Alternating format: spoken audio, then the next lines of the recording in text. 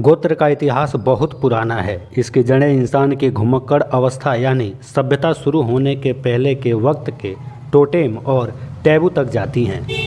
गोत्र का सबसे पहला जिक्र सबसे पुराने वेद ऋग्वेद में आता है, पर उसकी कई ऋचाओं में गोत्र का मतलब वह नहीं जो आज है। गोत्र यानी गायों की रक्षा के लिए बनाया गया एक बाड़ा होता है। ऋग्वेद में गोत्र शब्द का एक दूसरा मतलब पहाड़ की ऊंची चोटी भी होती है। प्राचीनतम वेद ऋग्वेद में युवा स्त्रियों के समूह को जनी और पुरुषों के समूह को जन कहा गया है, और इन दोनों के समागम से उत्पन्न जीवों को जात मतलब संतान का नाम दिया गया है। लेकिन आज जात का सीधा मतलब जाति से जुड़ गया है। इसी तरह संस्कृत के धर्म ग्रंथों में बार बार आए गोत्र शब्द के मायने भी भारत में लगातार बदलते रहे हैं।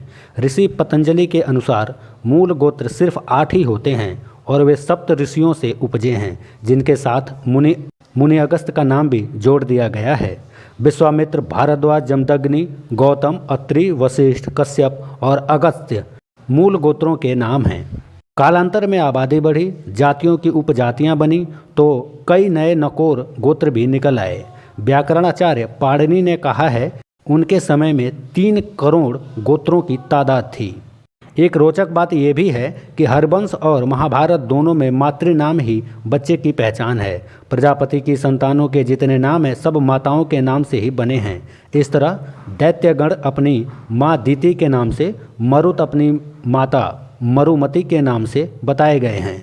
लिहाजा मारुति नंदन हनुमान के गोत्र पर आज के अर्थ में की जा रही सारी की सारी बहस बेबुनियाद है।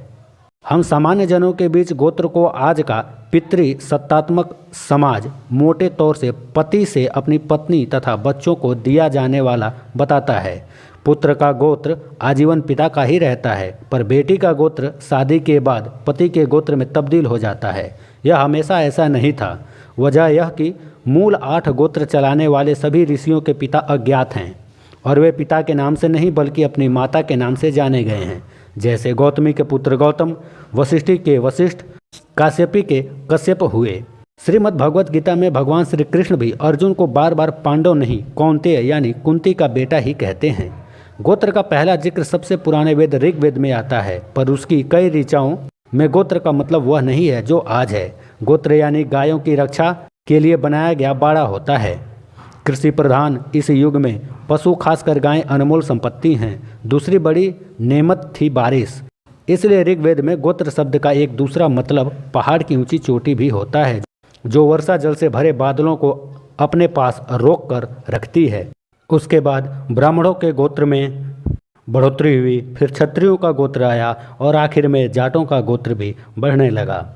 आज तक कृत्रिम बुद्धि और जेनेटिक इंजीनियरिंग की मदद से मानव मन और भ्रूण के आनुवांशिक गुणसूत्र तक हर किसी को वैज्ञानिक मनमाने ढंग से बदलने की तकनीकें ईजाद कर चुके हैं।